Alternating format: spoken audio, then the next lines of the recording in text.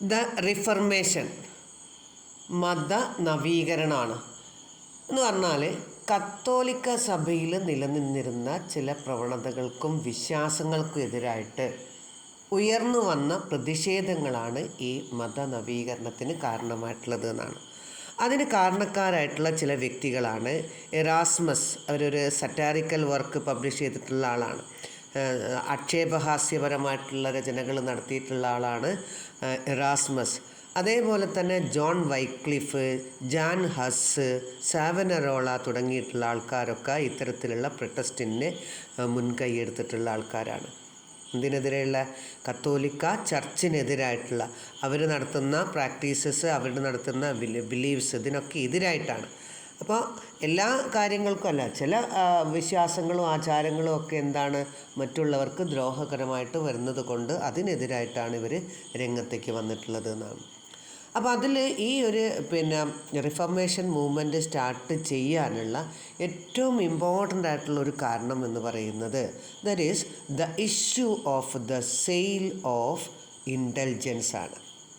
That is the issue, അല്ലെങ്കിൽ the main issue that was the sale of intelligence ആണ്. Intelligence എന്ന് പറഞ്ഞാൽ എന്താണെന്നറിയോ? പാപ വിമോചന പത്രിക എന്നാണ് പറയുക. പാപ വിമോചന പത്രിക എന്ന് പറഞ്ഞാൽ ഈ ഒരു പാപ വിമോചന പത്രിക ആരെങ്കിലും വാങ്ങുകയാണെങ്കിൽ അവർക്കുള്ള പാപം ഇല്ലാതായി പോകുമെന്നാണ് വിശ്വാസികളെ പറഞ്ഞ് പ്രചരിപ്പിച്ചിട്ടുള്ളത് കേട്ടോ. That is, the issue was the sale of indulgence where the church would collect money from believers. എന്തിനാണ് ഇങ്ങനെ ഒരു പ്രചരണം നടത്തിയത്? കളക്ട് ചെയ്യാൻ വേണ്ടിയിട്ട്, പണം കളക്ട് ചെയ്യാൻ വേണ്ടിയിട്ട് വിശ്വാസികളുടെ അടുത്ത് നിന്നാണ്. അപ്പോൾ church authorities proclaimed that purchasing indulgences would redeem individuals of their sin എന്നാണ്. അവരുടെ പാപങ്ങളെയൊക്കെ ഇല്ലാതാക്കാൻ സാധിക്കും എന്നാണ് അതുകൊണ്ട് പറഞ്ഞിട്ടുള്ളത്. ഈ പാപമോചന പത്രിക വാങ്ങുന്ന ആൾക്കാർക്ക് അവരുടെ പാപങ്ങളൊക്കെ ഇല്ലാതെയായി പോകുന്നു. The money thus collected was proposed to fund the construction of hospitals and cathedrals. അപ്പോൾ ഇങ്ങനെ കളക്ട് ചെയ്തിട്ടുള്ള പണം ഇവരെന്തിനാണ് ഉപയോഗിച്ചതെന്നൊക്കെ ചർച്ചിൻ്റെ ആളുകൾ പുതിയ കത്തീഡ്രൽ, ദേവാലയങ്ങൾ ഉണ്ടാക്കുന്നതിന് വേണ്ടിയിട്ട്, ഹോസ്പിറ്റലുകൾ ഉണ്ടാക്കുന്നതിന് വേണ്ടിയിട്ടൊക്കെയാണ് ഉപയോഗിച്ചിരുന്നത് എന്നാണ്.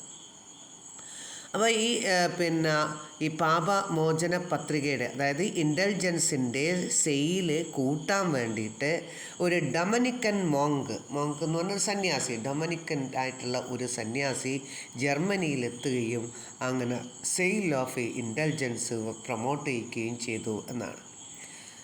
അപ്പോൾ ഈ കാര്യങ്ങളൊക്കെ അവിടെ നടന്നുകൊണ്ടിരിക്കുമ്പോഴാണ് നമ്മുടെ മാർട്ടിൻ ലൂതർ എന്ന് പറയുന്ന priest that responded by pasting his famous 95 theses on the doors of the Wittenberg Cathedral in 1517 ആണ്. 1517 വിറ്റൻബർഗ് ദേവാലയത്തിൻ്റെ ഡോറിൽ അദ്ദേഹം തൻ്റെ 95 തീസിസ് പേസ്റ്റ് ചെയ്തു എന്നാണ്. ആര്? Martin Luther king. അപ്പോൾ പ്രതിഷേധത്തിൻ്റെ വീരനായകനായിട്ടുള്ള ആളായിരുന്നു ആര്? മാർട്ടിൻ ലൂതർ എന്ന് പറയുന്നത്. അദ്ദേഹം എന്ത് ചെയ്തു? ഈ വിറ്റൻബർഗ് ദേവാലയത്തിൻ്റെ ഡോറിൽ ഈ 95 തീസിസ് പേസ്റ്റ് ചെയ്ത് വെച്ചു. 1517 അതിൻ്റെ ഭാഗമായിട്ട് എന്താ സംഭവിച്ചതെന്ന് വെച്ചാൽ വളരെ പ്രധാനപ്പെട്ട ഒരു സംഭവം ഉണ്ടായി. അദ്ദേഹം എഴുതിയിരുന്നത് ലാറ്റിൻ ഭാഷയിലാണ്. ഈ 95 തീസിസ് എഴുതിയിരുന്നത് ലാറ്റിൻ ഭാഷയിലാണ്. പക്ഷേ his work was translated to German without his knowledge എന്നാണ്. അയാൾ അറിയാതെ അയാളുടെ വർക്ക് എന്താക്കിയെന്നറിയോ? ജർമ്മൻ ഭാഷയിലേക്ക് ട്രാൻസ്ലേറ്റ് ചെയ്തു എന്നാണ്. അപ്പോൾ സഭയും അതുപോലെ തന്നെ മാർട്ടിൻ ലൂതറും തമ്മിലുള്ള പോരാട്ടം ഒന്നും കൂടി സ്ട്രോങ് ആവുകയാണ് ചെയ്തത്. അദ്ദേഹത്തിൻ്റെ അറിവോടുകൂടി അല്ല എങ്കിൽ പോലും അദ്ദേഹത്തിൻ്റെ ആശയങ്ങൾ ജനങ്ങളിലേക്ക് ആകൃഷ്ടമായപ്പം അവരുടെ എതിർപ്പൊക്കെ കൂടുകയാണ്. അപ്പോൾ ലൂതറിൻ്റെ ഈ ഒരു ബന്ധം എന്ന് പറയുന്നത്, ചർച്ചുമായിട്ടുള്ള ബന്ധം ഇനി വേണ്ട എന്നുള്ളതിൽ ബ്രേക്ക് ചെയ്തു എന്നാണ്. And the reformation that originated in Germany. ഇത് റിഫോർമേഷൻ ഒറിജിനേറ്റ് ചെയ്തിരിക്കുന്നത് എവിടെയാണ്?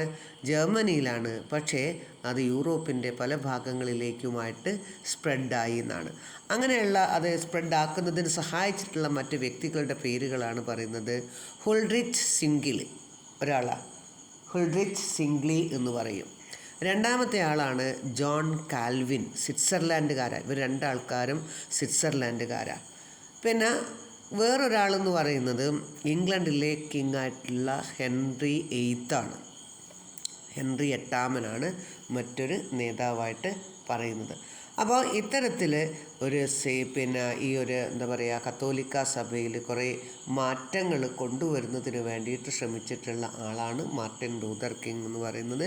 അതുവരെ ഉണ്ടായിരുന്ന കത്തോലിക്ക സഭയുടെ പ്രവണതകളെ, അതുപോലെ തന്നെ കത്തോലിക്ക സഭയുടെ വിശ്വാസങ്ങളെ ഒക്കെ എതിർക്കുന്ന വിധത്തിലായിരുന്നു ഈ ഒരു രീതി വന്നത്. അതിൻ്റെ പേരാണ് മതനവീകരണം. ഓക്കെ.